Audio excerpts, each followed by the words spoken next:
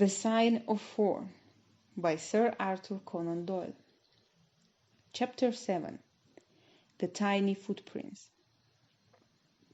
"Go to the police station, Mr. Sholto," said Holmes.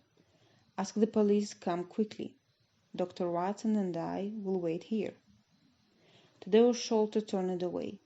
We heard him going downstairs. "Now, Watson," said Holmes, "we have some work to do before the police arrive. We must find out how the murderer got into the room. The door was locked, but what about the window?" He carried the lamp to the window and examined the window sill carefully.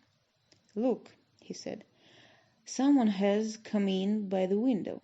Here is the print of the foot on the window sill, and here is a round mark. And look on the floor. Here is another footprint and another mark. And again by the table. See here, Watson."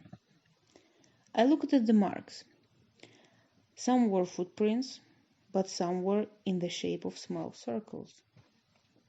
"Those are not footprints," I said. "No," replied Holmes. "They are the marks made by someone with a wooden leg." "Someone with a wooden leg?" I said. "Holmes, Tadeusz Sholto told us that his father was afraid of a man with a wooden leg." "Yes," said Holmes, "but the wooden-legged man was not alone. Someone else has been here too.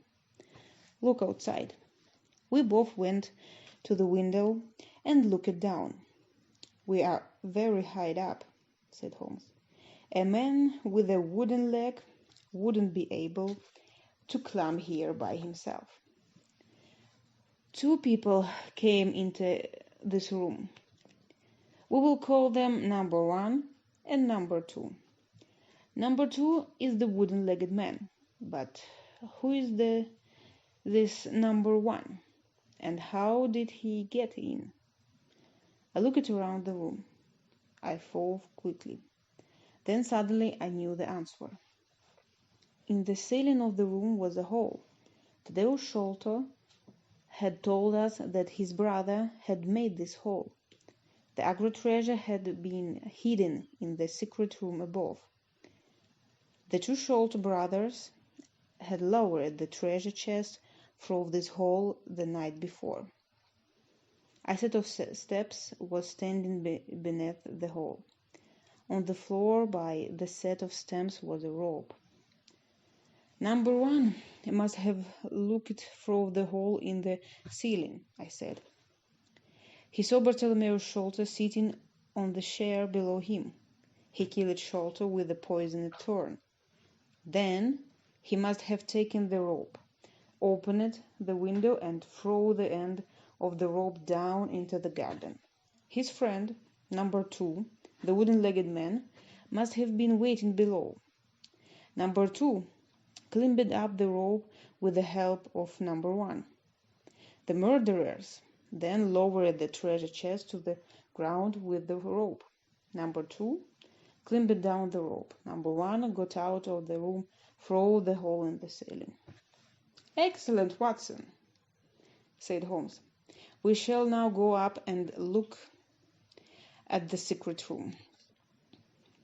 Perhaps we can find out more information about number 1. We climbed the steps and found ourselves in a small, dark room without any windows. There was thick dust on the floor. It was here that the treasure had been hidden for so many years. "Look," said Holmes, "there is a small door in the roof. That is how number 1 got in." Then Holmes shone the lamp down and at the floor. By the light of the lamp I saw that the floor was covered with many footprints. They showed very clearly in the thick dust. They were the prints of bare feet. But they weren't the footprints of an ordinary man. They were extremely small.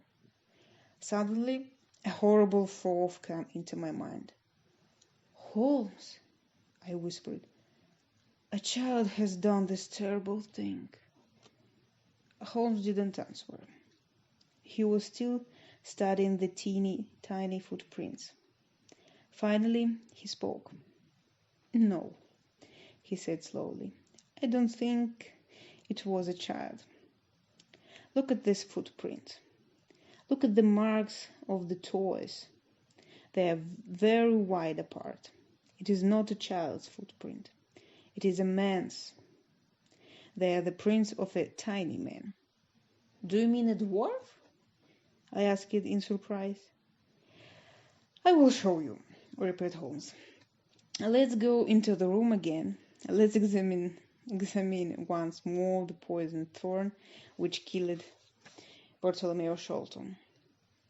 In the room below, I picked up the thorn. I held it carefully between my fingers. I felt afraid. It was long and sharp. Now then, said Holmes, what do you think about this thorn? It is an English thorn? No, I said. It certainly is not. You see, said Holmes, already we began to know many things about murderer number 1. He is a very small man, in other words, a pygmy, from some forage land. He is very strong and can climb great weights easily.